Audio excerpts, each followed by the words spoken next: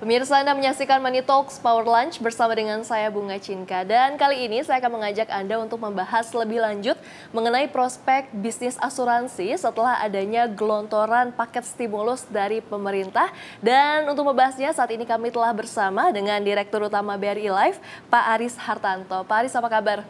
Baik, makasih. Baik ya Pak ya. Diundang di CNBC hari ini. Terima kasih juga sudah mau datang Bapak. Baik, ini untuk memulai dialog kita Pak pada hari ini. Yang seperti kita ketahui ya Pak ya, saat ini pemerintah sudah sangat aktif untuk memberikan banyak paket-paket stimulus untuk menjaga ekonomi kita, untuk menjaga perputaran uang. Nah, pastinya ada multiplier effect-nya nih Pak. Pandangan Anda multiplier effect ini terhadap industri asuransi seperti apa Pak? Ya, jadi begini. Seperti kita tahu ya, bahwa pemerintah Indonesia saat ini banyak sekali program stimulus yang sudah diberikan. Ya. Contoh paling mudah yang kita lihat adalah program FBG, program 3 juta rumah, insentif untuk UMKM, kemudian ada insentif diskon listrik 50% dan lain-lain ya. Tujuan dari pemerintah ini memberikan stimulus ini adalah pertama untuk menjaga daya beli masyarakat agar tidak turun. Jadi dengan segala macam kemudahan dan stimulasi ekonomi ini diharapkan kemampuan masyarakat itu tidak turun daya belinya. Yang kedua, untuk menjamin aktivitas ekonomi tetap berjalan, tetap berputar. Dan yang ketiga tentunya adalah peningkatan pertumbuhan ekonomi sebagaimana yang ditargetkan oleh pemerintah. Kemudian pertanyaannya adalah apa impact-nya kepada asuransi ya? Yang paling mudah, impact-nya bisa saya lihat dua hal ya. Yang pertama, impact yang langsung dirasakan di depan mata gitu, maupun impact yang jangka panjang. Jangka panjang tadi saya sampaikan bahwa menjaga daya beli masyarakat. Tentu dengan daya beli masyarakat yang tetap terjaga itu kami berharap masyarakat yang sekarang sudah tercover asuransi tentunya tidak kemudian membatalkan asuransinya karena daya beli yang makin turun dan lain-lain ya. Sehingga permintaan akan asuransi akan tetap ada. Yang kedua, impact yang paling di depan mata itu adalah impact dari aktivitas ekonomi yang tetap berjalan ini. Contoh ya, program 3 juta rumah ya. Kita lihat bahwa pemerintah dengan sangat agresif, di mana pemerintah saat ini sedang menggenjot kepemilikan rumah untuk masyarakat yang berpenghasilan rendah. Ini impact-nya sangat terasa sekali di asuransi, karena pastinya contohnya ya, pembiayaan dari 3 juta rumah ini contohnya adalah pasti akan dibiayai oleh perbankan misalkan. Melalui KPR, FLPP, dan lain-lain. Kita lihat kalau itu pasti permintaan asuransi pasti akan naik dong. Karena dengan adanya penyaluran KPR, pasti juga perbankan juga akan mensyaratkan adanya permintaan akan asuransi untuk mengcover dari nasabah tersebut dalam berupa AJK. Itu baru pertama. Yang kedua, permintaan asuransi akan perlindungan aset dari KPR itu sendiri. Asuransi kebakaran, asuransi akan gempa, asuransi akan risiko yang lain pasti juga akan naik. Itu kalau kita lihat dari nasabahnya ya. Dua hal tersebut ya. Yang ketiga, nanti juga developer itu juga pasti akan yang melakukan pembangunan rumah ya, juga pasti akan membutuhkan asuransi. Asuransi untuk menjamin proyeknya agar berjalan sampai dengan selesai. Nah, dari contoh yang mudah ini saja sebenarnya sudah sangat terlihat bahwa impact dari stimulus pemerintah terhadap multiplier efek dari asuransi itu sudah bisa saya bilang sangat positif. Sehingga kami menyambut baik sekali ya adanya stimulasi pemerintah ini kepada masyarakat yang ada, yang pada ujung-ujungnya nanti juga akan berpengaruh kepada industri asuransi. Intinya adalah bahwa setiap ada aktivitas ekonomi yang berjalan, pasti bisnis ikutannya termasuk asuransi juga pasti akan mengalami permintaan yang makin meningkat. Kurang lebih seperti itu, Mbak Bunga. Berarti memang artinya akan ada dampak yang lebih mengarah positif ya Pak ya. Nah, dari BRI Life sendiri Pak, untuk strategi apa nih yang disiapkan untuk menangkap peluang-peluang tersebut Pak? Baik, kami adalah anak perusahaan dari Bank Rakyat Indonesia Group ya, sehingga kami juga support dari program-program pemerintah yang kebetulan juga disalurkan melalui BRI. Strategi kami saat ini boleh saya sampaikan adalah bisnis kami itu 63% ada di bancassurance. bisnis yang terkait dengan bisnis bank yang dari BRI. Jadi kami cukup dominan di bisnis bancassurance ini. Nah, tentunya strategi kami adalah bagaimana kami menguatkan ya sinergi, kolaborasi antara kami dan juga BRI. Semua program-program di BRI yang ada, yang juga bisa menjadi potensi bagi BRI Life, tentu kami akan ikut mensupportnya. Contoh yang paling mudah adalah kami punya produk yang namanya AMKKM. Ini produk yang ditujukan kepada masyarakat UMKM, di mana kita tahu bahwa BRI punya portofolio yang sangat besar di UMKM, 80% lebih. Nah, ini juga menjadi potensi bagi kami agar kami bisa mensupport program BRI dan di saat yang bersamaan juga menjadi potensi bisnis yang ada di BRI Life. Ke depan juga dengan adanya stimulasi pemerintah tadi, juga saya yakin BRI juga akan berperan aktif juga bagaimana mensukseskan program pemerintah ini. Dan pastinya BRI Life juga akan menjadi supporter atau pendukung dari bisnis BRI sendiri dalam kaitan dengan mendukung program pemerintah tersebut. Jadi strateginya adalah kolaborasi, sinergi, dan menguatkan apa-apa yang bisa kita support ke BRI. Gitu Mbak Bunga. Baik, Pak Aris, lantas bagaimana nih Pak evaluasi Bapak terhadap performa kinerja utamanya pertumbuhan premi dan juga pembayaran klaim dan juga manfaatnya mengacu data dari data terkini dari BRI Life nih Pak? Kalau kemarin ya, alhamdulillah kinerja BRI Life posisi Juni 2025 kemarin, alhamdulillah kami bagus lah ya. Kita lihat pertumbuhan premi kami 29% ya pertumbuhannya. Ini jauh di atas industri yang sekitar 9%. Kemudian juga dari segi klaim kami juga bisa masih memanage risiko klaim tersebut. Yang ketiga juga dari segi laba pun kami juga ada peningkatan di atas 20% ya, 32% malah ya. Profit kami di Juni 2025 sehingga kami lihat alhamdulillah masih on the track lah, masih positif ya, dan juga masih didukung oleh RBC kami yang cukup tinggi di 550%, masih sangat terjaga risk manajemennya, sehingga kami masih yakin untuk bisnis ke depan pun kita masih punya masih punya keyakinan untuk bisa tumbuh lagi tahun depannya. Tapi bagaimana sih Pak BRI Life begitu ya bisa memastikan bahwa proses pembayaran klaimnya berjalan cepat, bukan hanya cepat nih Pak, tapi transparan. Baik. Kami punya SLA ya, kami punya SLA yang kami terapkan secara secara ketat begitu ya, bahwa klaim yang disampaikan kepada kami punya SLA dan kita sangat strict di sini, tidak ada toleransi seperti itu ya. Dan yang kedua adalah kami menggunakan digital ya, digital yang namanya MoClaim. MoClaim ini kita gunakan untuk mentrace bagaimana klaim itu terjadi di masyarakat yang sedang mengajukan proses klaim.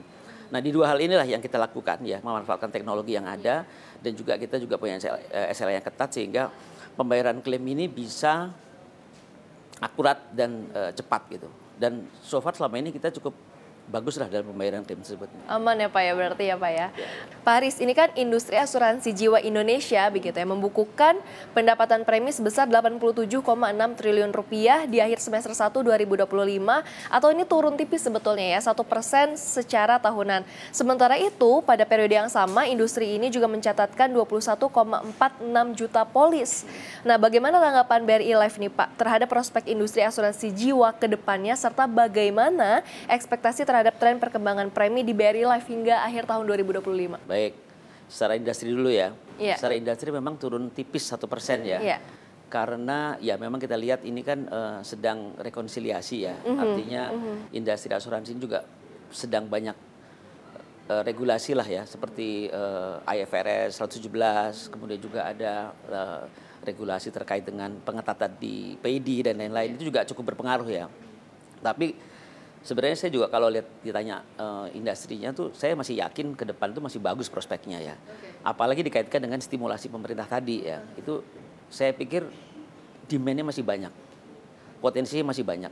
Tinggal bagaimana kita bisa menangkap peluang tersebut ya. Nah, kalau dari BRI Life posisi di Juni 2025 kita alhamdulillah masih tumbuh sekitar 7% ya. Tetap moderat lah untuk pertumbuhan ini.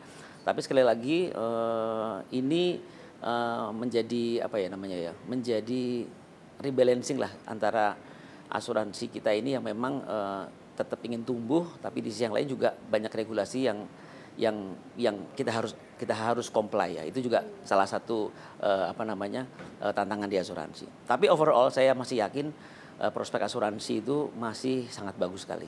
Masih punya prospek yang bagus lah. Optimis ya Pak ya? Masih optimis. Masih terus optimis, Ya. baik.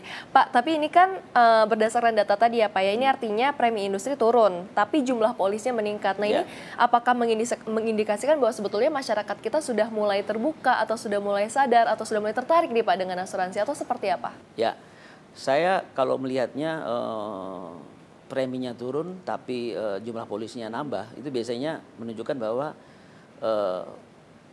asuransi yang baru, polis yang baru itu lebih menyasar kepada segmen-segmen yang di bawah ya, yang segmen retail ke bawah, karena jumlah premi yang tidak terlalu besar ya. Seperti di BRI Life sekarang kami punya polis itu sekitar 20 juta ya, 20 juta polis kami ya. Itu memang hampir 80% lebih itu adalah di UMKM yang terkait dengan bisnis bank di BRI tadi. Nah, yang ini sebenarnya menggembirakan ya, artinya itu di satu sisi kesadaran orang untuk berasuransi ya, terutama untuk yang di retail ini ya, retail ke bawah ini juga mulai sadar akan kepentingan asuransi. Jadi saya pikir ini hal yang perlu kita dorong terus ya, apalagi juga kita lihat banyak sekali anak-anak muda sekarang ya, Gen Z lah atau milenial sekarang itu juga mereka banyak sekali sudah mulai bersinggungan dengan asuransi ya, beda dengan zaman dulu yang mungkin orang butuh asuransi saat mereka sedang sakit, saat mereka sudah mendekati usia yang menjelang senja gitu ya. Tapi sekarang anak muda sekarang banyak, karena dari asuransinya sendiri juga cukup kreatif untuk memberikan produk-produk yang fit dengan kebutuhan anak muda. Contohnya sekarang anak muda sukanya olahraga, sudah banyak sekali sekarang produk-produk asuransi yang bisa mengcover kebutuhan akan olahraga ya. Ada yang jogging, ada yang pedal dan lain-lain ya. Dan juga yang lebih penting lagi adalah apa? Selain produknya, how to deliver the produknya itu juga penting. Secara kita lebih digital kan. Betul. Jadi anak-anak muda sekarang nggak mau lagi dia harus beli asuransi, harus dengan cara yang agak ribet seperti itu, harus datang ke kantornya, enggak. Sekarang dengan cara digital pun orang bisa mengakses dan bisa membeli asuransi dengan mudah dan mendapatkan manfaatnya dengan lebih mudah, seperti itulah. Jadi artinya kesimpulannya retail ke bawah itu tumbuh jumlahnya, lebih banyak lagi orang untuk membeli asuransi di situ. Gitu, Oke. Ya. Baik, menarik ya Pak ya. Pak, ini menimbang situasi perekonomian terkini di mana tahun 2025 ini penuh tantangan secara dari dalam geopolitik pun juga ya Pak ya. Sebetulnya apa saja nih Pak peluang dan juga tantangan yang dicermati oleh BRI Life dalam memberikan proteksi untuk segmen retail dan juga untuk segmen korporasi nih Pak? Ya. Tantangan tuh pasti ada ya, tiap tahun pun tantangan tuh pasti ada gitu ya. Cuman kita harus terus mencari peluang-peluang apa yang bisa kita berikan untuk bisa terus menangkap potensial yang ada ya. Nah, kalau terkait dengan asuransi untuk retail ya, contohnya kami di BRI Life itu kami juga melihat memang ada kebutuhan di retail itu. Kan segala macam aktivitas ekonomi, kemudian risiko yang makin tinggi itu kan pasti kan ada kebutuhan asuransi di sana, karena dia melihat pasti ada risiko yang harus di-cover.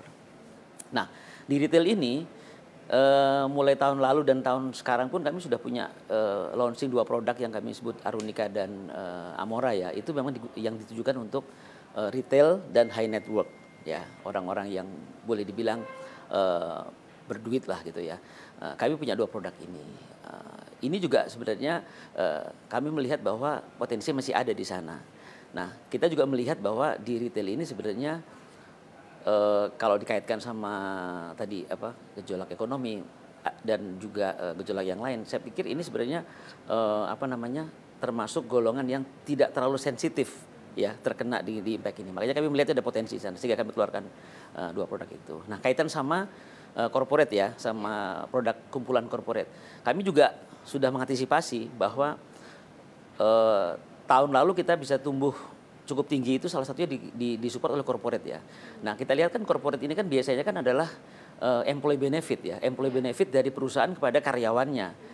Employee benefit berupa kesehatan, coverage kesehatan yang biasanya perusahaan itu akan menggandeng asuransi untuk memberikan coverage kesehatan kepada karyawannya. Nah, ini kami juga melihat bahwa peluangnya besar sekali karena BRI ya, BRI Group ya, itu juga punya banyak nasabah di corporate, nasabah-nasabah yang bagus ya. Nah, ini kami melihat juga potensi yang sangat besar sehingga kami masuk ke sana dengan meluncurkan produk baru yang namanya Managed Care. Itu baru kami launching di akhir tahun lalu dan saat ini pun sudah bisa menghasilkan EPI yang cukup besar ya, bahkan kenaikannya hampir 400% dari corporate ini. Nah, itu yang bisa saya lihat karena dua segmen ini juga segmen yang masih cukup berpotensi untuk BRI Life di kami untuk terus bisa menggalinya. Satu di segmen di retail maupun di upper retailnya, di high networknya maupun di corporate-nya. Nah, ini yang terus kita terus kita gali potensinya di situ, Mbak. Oke.